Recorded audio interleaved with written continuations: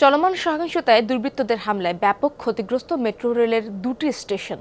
ক্ষতি কাটিয়ে স্টেশন দুটি আবারও চালু করতে 1 বছরের বেশি সময় লাগতে পারে বলে জানিয়েছেন ডিএমটিসিএল এর ব্যবস্থাপনা পরিচালক। তিনি জানান, ব্যাপক লুটপাটও চালানো হয়েছে সেখানে।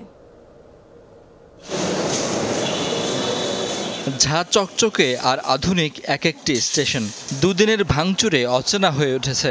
স্টেশনের দোতলার কনকর্স হল রীতিমতো ধ্বংসস্তূপ। স্বয়ংক্রিয় ভেন্ডিং মেশিনও ভাঙা হয়েছে। কার্ডগুলো ছড়িয়ে ছিটিয়ে আছে মেঝেতে। স্টেশনের কোনো জানালা অক্ষত নেই। ভেঙে ফেলা হয়েছে টিকিট কাউন্টার। রেহাই পায়নি স্টেশন কন্ট্রোল রুমও। চারিদিকে ক্ষতের চিহ্ন। কারফিউর মধ্যে শনিবার মিরপুর 10 স্টেশনটি পরিদর্শনে আসেন ডিএমটিসিএল এমডি।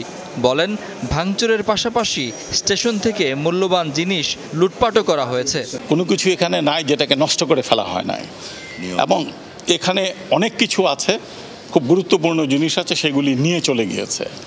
এবং যেই জিনিসগুলোকে ক্ষতিগ্রস্ত করা হয়েছে তার অধিকাংশই প্রায় সবই বলতে পারেন, 2-1টা দিক সেদিক হতে পারে, যে তার কোনোটাই রিপেয়ারেবল না। এইভাবে তছনছ করেছে, এভাবে ভেঙে চুরমার করে দিয়েছে, তাদের ভিতরে আমার মনে হয় যে সামান্যতম দেশাত্মবোধ নাই। ডিএমটিসিএল এর প্রকৌশল দল ক্ষয়ক্ষতি নিরূপণ করছে বলে জানান এমডি। তারপর স্টেশন চালুর বিষয়ে উদ্যোগ নেওয়া হবে। এই মেট্রো রেল স্টেশন বা কাজীপাড়া মেট্রো রেল স্টেশন, যেটা প্রায় অনুরূপভাবে ভেঙে চুরমার করে দেওয়া হয়েছে, ন্যূনতম 1 বছর, বেশিও লাগতে পারে, কারণ এগুলি তো অর্ডার দিয়ে প্রোডাকশনে করতে হয়।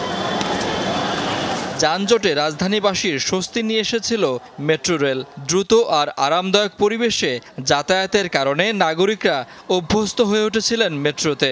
স্টেশন দুটি ভাঙচুরে ছেদ পড়ল তাতে।